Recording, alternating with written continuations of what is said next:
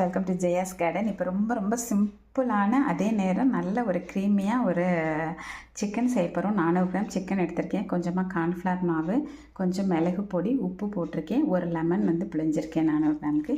இதை நல்லா பிசைஞ்சிட்டு எல்லா பக்கமும் படுற மாதிரி ஒரு 15 to ½ an hour வரைக்கும் கூட நம்ம இதை நல்லா ஊற வச்சுக்கலாம்.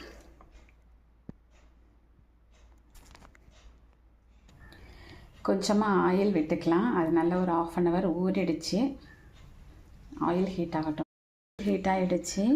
கொஞ்சம் சின்ன சின்ன பீஸாக இருக்கட்டும், ரொம்ப பெருசாக இருக்க வேணாம் சிக்கன். இது போட்டு 2 பக்கமும் நல்லா ஃப்ரை பண்ணி எடுத்துக்கலாம். நல்லா 2 பக்கமும் பரட்டி போட்டுட்டேன். இப்போ எடுத்துக்கலாம். சிக்கன் இந்த மாதிரி பொரிச்சு எடுத்து வச்சுட்டேன். அதே பேனை கழுவிட்டு திருப்பியும் வச்சுருக்கேன். இல்லை 2 பீஸ் அளவுக்கு பட்டர் போட்டுக்கலாம்.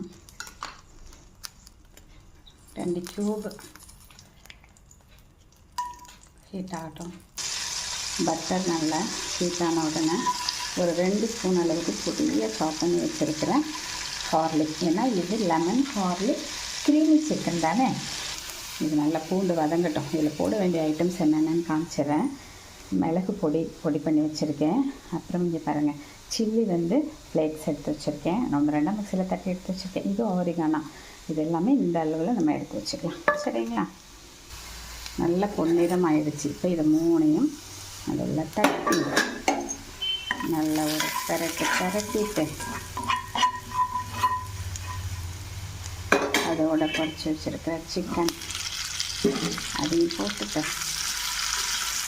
அதோடு சேர்த்து ஒரு பரட்டிட்டு இப்போ ஒரு ஸ்பூன் அதுக்கு கார்ன்ஃப்ளவர் மாவை கரைச்சி வச்சுருக்கேன்.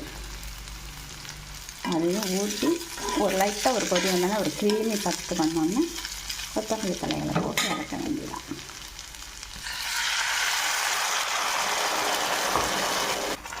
இது கொதிக்கிறப்பயே லைட்டாக உப்பு பார்த்தேன்.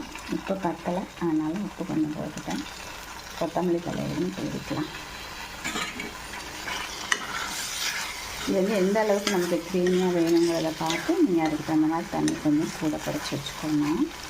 நல்லாயிருக்கும். அவ்வளோதாங்க, ரெடிங்க. கண்டிப்பாக ட்ரை பண்ணி பாருங்கள். கண்டிப்பாக தம்பி தங்கைங்களா பேச்சுலர்ஸ் நீங்கள் கண்டிப்பாக ட்ரை பண்ணி பார்த்துட்டு அக்காவோட சேனலை சப்ஸ்கிரைப் பண்ணிவிட்டு கமெண்ட் பாக்ஸில் சொல்லணும். ஓகேங்களா? பாய்.